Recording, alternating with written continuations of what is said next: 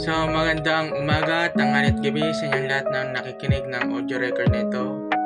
Ang isi-share ko po na Bible verse for today sa inyo is Matthew chapter 6 verse 34, and sabi ito, "Kaya't huwag kayong mag-alala para sa araw ng bukas, sapagkat mag-aalala ang bukas para sa kanyang sarili. Sapat na para sa buong maghapon ang mga alalahanin nito."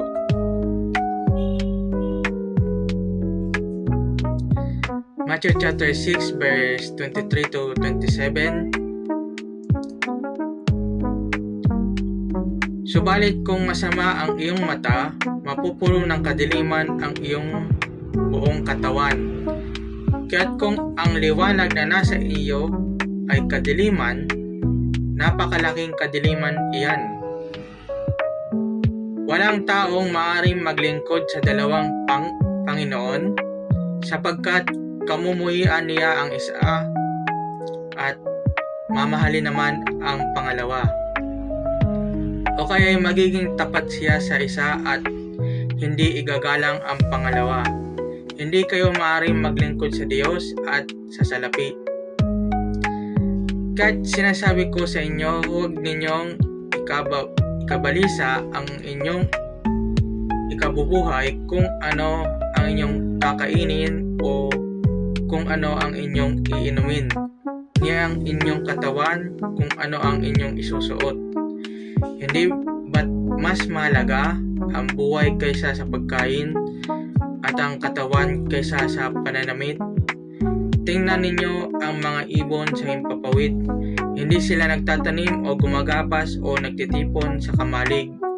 Gayon may pinakakain sila ng inyong amang nasa langit.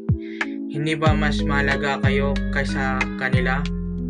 At sino sa inyo na dahil sa pagkabalisa ay nakapagdaragdag ng isang oras sa haba ng kanyang buhay?"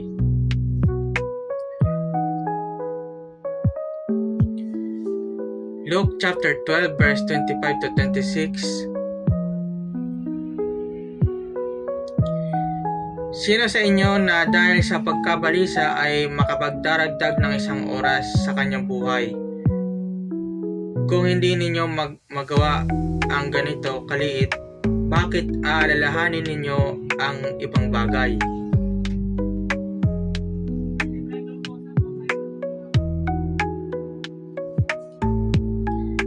Isaiah 54 verse 4. "Huwag kang matakot o panghinaan man ng loob, sapagkat hindi ka na mapapahiya. Malilimot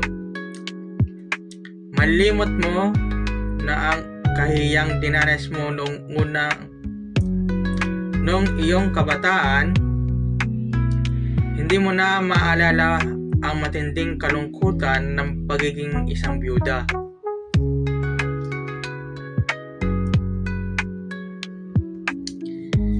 Isaiah 35 verse 4.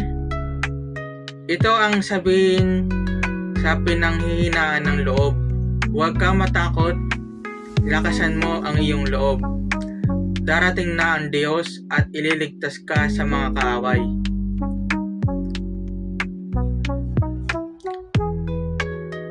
Psalms 27 verse 1 to 6. "Si Yahweh ang ilaw ko at kaligtasan, sino pa ba ang aking katatakutan?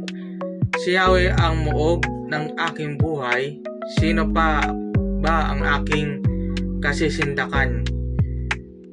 Kung buhay ko'y pagtangkaan ng taong masasama, sila'y mga kalaban ko at mga kaaway nga. Mabubuwal lamang sila at mapapariwara. Kahit isang hukbo ang sa akin pumalibot, hindi pa rin ako sa kanila matatakot. Salakayin man ako ng mga kaaway, magtitiwala pa rin ako sa may kapal.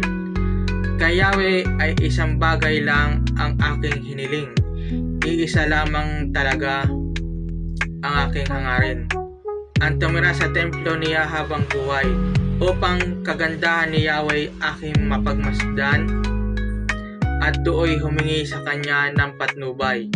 Itatago niya ako kapag may kaguluhan. Sa loob ng kanyang templo ako'y iingatan. Sa ibabaw ng batong malaki ako'y ilalagay. Matatalo ko ang mga nakapaligid kong kaway. Sa templo'y sisigaw ng may kagalakan, habang mga handog ko'y iniaalay. Aawitan ko si Yahweh at papupurihan.